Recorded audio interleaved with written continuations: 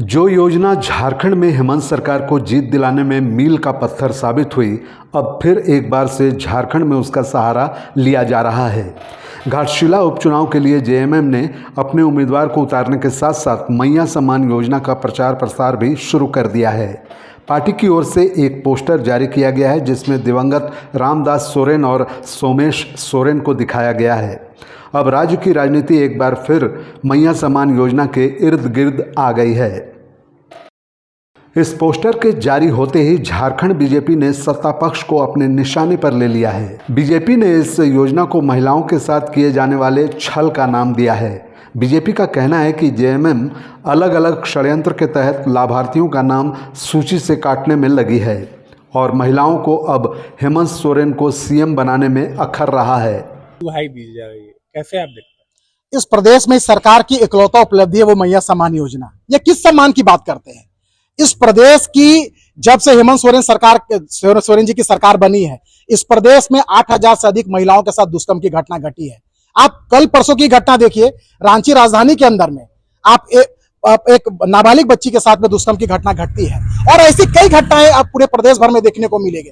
महिलाएं सुरक्षित नहीं है, दिन दहाड़े महिलाओं की, विद्यार्थियों की, छात्राओं की अपहरण हो जा रही है और ये सिर्फ एक राशि देने की बात करके अब बोलती है कि महिलाओं को सम्मान देने की बात की। ये क्या सम्मान? 5 महीने से महिलाओं के खाते में पैसा नहीं गई है। आज वो माता बहनें अफसोस व्यक्त कर रही है कि हम किस सरकार को मुख्यमंत्री पद में बैठाने का काम किए हैं, किस सरकार को इस प्रदेश से बैठाने का काम किया है। आज इस सरकार को अगर हटाने को लेकर अगर संकल्पित है तो राज्य की महिला माता बहनें, और आप देखिएगा इसका उदाहरण देखने को मिलेगा घाटशिला उपचुनाव में। और घाटशिला उपचुनाव में महिलाएं हो, माता बहनें वो प्रण बना चुकी है कि जिस सरकार ने हमको झूठे वादे करके सत्ता में बैठने का काम किए, झूठे वादे करके, बड़े बड़े वादे करके हमारे वोट लेने का काम किए, उस सरकार को कान पकड़ के सत्ता से नीचे उतारने का काम इस प्रदेश की महिलाएं करने का काम करेगी, जिसका उदाहरण घाटशिला के महिलाओं ने मन बना लिया है कि उसके प्रत्याशी को हराने का काम करेगी।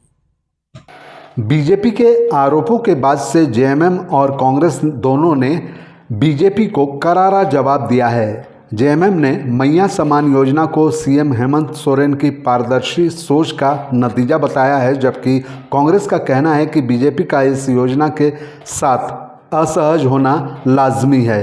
राशि नहीं आई है, छात्र बेरोजगार। देखिए, मैया सम्मान योजना की जो राशि है वो बजट में आवंटित हो चुकी है और जितने लोग उसके लाभार्थी हैं उसको वो राशि मिल रही है।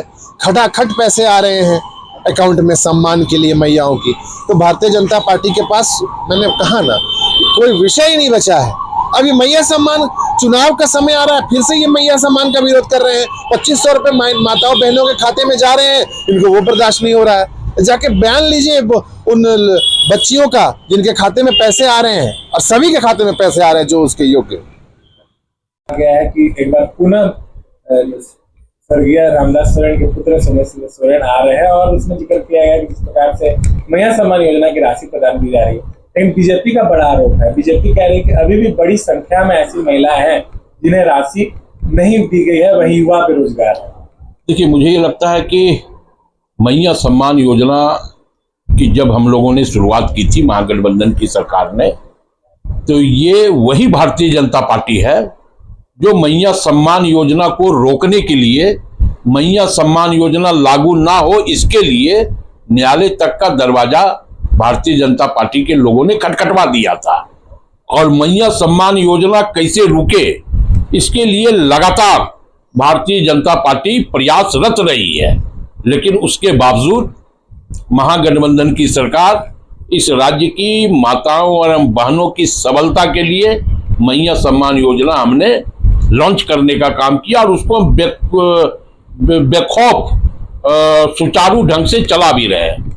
और हमें लगता है कि जो और इस योजना का लाभ उठाना चाहते हैं, स्वाभाविक तौर पे इस योजना के अंतर्गत जो भी माता और बहनें आएगी उनको भी हम लाभ देने का काम करेंगे। हम पूंजीपतियों के लिए काम नहीं कर रहे हैं भाजपा की तरह। हम नीचे तबके में बैठे लोगों के चेहरे पे कैसे मुस्कान आए, हम इसके लिए काम कर रहे हैं।